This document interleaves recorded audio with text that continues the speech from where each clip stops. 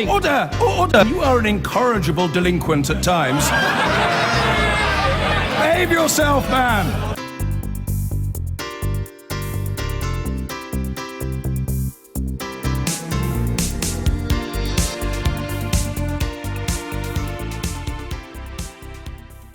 With the dizzy political high afforded by the so-called sugar tax now dissipating, serious scrutiny of some of yesterday's more substantive budget announcements increased today, and cuts to support payments currently available to disabled people could well prove to be the most problematical for the Chancellor.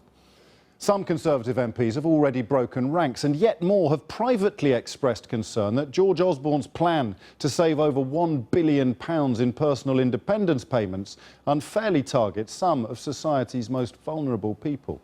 Newsnight's political editor David Grossman reports. The Chancellor was getting a lesson today in how to change direction with a bit of elegance. Pupils in a Leeds school showing him skills that would be handy for politicians too, getting over daunting obstacles and bending over backwards among them. The Chancellor may himself need to perform a nifty backflip in the coming days. Disability welfare payments. There is growing disquiet among Conservative backbenchers. These are some of the most vulnerable people, and we're on the side of trying to get them to be more independent, to be able to continue in work or get into work. And that's the whole of the government's agenda, to improve their life chances. And that, I think, takes a backward step with the way we're looking at it from now. And so I, with other colleagues, be urging the government to press a pause on it. The changes affect the Personal Independence Payment, or PIP, brought in 2013 to replace the Disability Living Allowance. On Friday, the government announced a change to the way it's calculated for some people, starting next January. We're looking at the government trying to save more than £1 billion a year from 370,000 people or so in very specific circumstances on PIP. It's actually a relatively small minority of those who are receiving PIP who will lose, but those who lose will lose quite significant amounts, more than £3,000 a year each. In 2013, this was the projection for how the new PIP system would save £2.5 billion and remove 600,000 claimants. But those savings never came. Every subsequent forecast has seen the costs rising and the savings further off. Without the changes to the PIP, this is what the latest projection was. But with the changes, the costs come down a bit, but then rises again from 2018. In 2010, when the government first introduced a fiscal consolidation programme, one of the things that they did to make the sums add up was to pencil in a 20% cut in what was then disability living allowance and has now become the personal independence payment. But they never planned how exactly they were going to deliver that 20% cut, and indeed they haven't delivered it. So the cuts that have been announced in the last week are actually a way of the government finding the money from PIP that it promised to cut back in 2010 but never delivered. Today, though, the Chancellor was hinting that there might be some flexibility in the government's position. We've got to make sure, of course, that we have a system that works, and we've set out proposals to do that. We're always happy to listen to proposals others might have on how to improve on that, but we've got to make sure we control our disability budget so that as it rises, and I stress this point, as it rises, it absolutely goes to the people in our society who need it most. Right, come and tell me about the PE.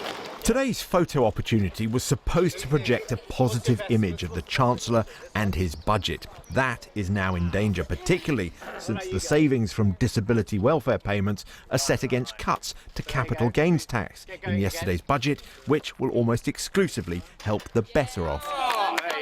It's actually very hard to see directly who the beneficiaries from changes to capital gains tax are, but we can be pretty sure there'll be people who are close to the top of both the income and the wealth distribution in general. There'll be a few people who aren't, but in general these are going to be right towards the top of the income and wealth distribution.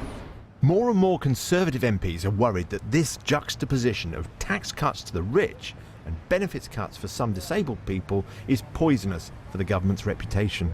We are much more generous than previous governments in relation to the disabled, actually much better outcomes. I mean, the PIP process now is way better than the way Atos callously treated people and the old disability living allowance. So there's lots that we're doing so much better, But this, I think, puts us on the back foot. And when we should be looking more long-term reform around this, seemed to be a short-term fix, and looking at other priorities, it doesn't sit so well. And we've got your favourite cereals here. As the Chancellor sat down for breakfast in Leeds, Whitehall sources were trying to untangle his budget from the benefits changes, which they insist are nothing to do with it.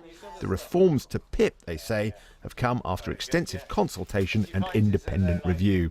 Nevertheless, it seems likely that some sort of rethink will have to be served up soon. And joining me now is the disability rights campaigner Kaz Aston. Kaz, it's tempting inevitably to see every cut as callous. The Chancellor was clear there that he's keen to see money reach the right people. It's not an infinite supply of money. What is the problem with the proposed changes to PIP? Well, I think really for me it's looking at over 200,000 people that are going to potentially lose up to £3,000 a year. And, you're on a reduced income anyway because you're quite often unable to work.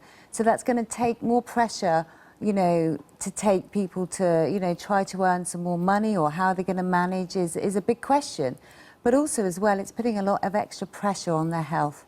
And ultimately we've got to remember they've got a disability, and stress isn't good for that. So it's going to really, really push them under the knife. What sort of things would they be spending that £3,000 on at the moment? Well, to be honest, they could be spending it on extra care, extra support to manage their health, also so they can go to work, so they can actually try to do a little bit more with their life, or education. Because most people with a disability don't want to give up. They actually want to look at a better way, a more sustainable way to carry on, taking an active role in society. And yet, as I mentioned, the supply of money isn't infinite. So, I mean, both David Burrows and George Osborne pointing out that the overall expenditure is going up. As a country, we spend more on looking after disabled people than we do, for example, on defence. There's nothing necessarily wrong with that. But there has to come a point at which government has the right, surely, to say, well, maybe we can save a bit there. Well, if you think about it, I suppose, if you're trying to cut money, you've got to cut money. However, people that are trying to maintain their health, to keep as well as they can, and most importantly, as independent as they can, they need a bit of support to do that.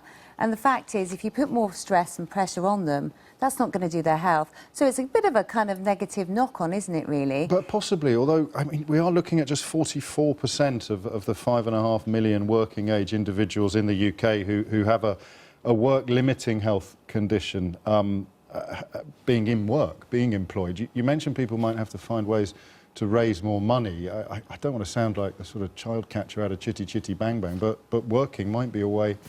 Well, yeah, I mean, there is different solutions that people are looking at, because a lot of people, don't want to give up work.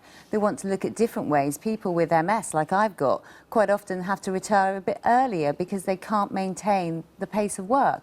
Plus also as well, with MS, more women have it than men. They've got to look after children and extra pressures as well with normal, lifestyles. So there's a lot of extra pressures all going on the body, which, for example, MS finds that really hard. Stress, all the pressure, it's really difficult to live with. Of course. A couple of Conservative MPs breaking ranks today. I'm hearing that quite a few more might be waiting in the wings. Who's speaking for you politically at the moment? Who is speaking for the recipients of this? Well, this is the thing, you see. I mean, there's a lot going on. There's lots of good charities doing some really good work.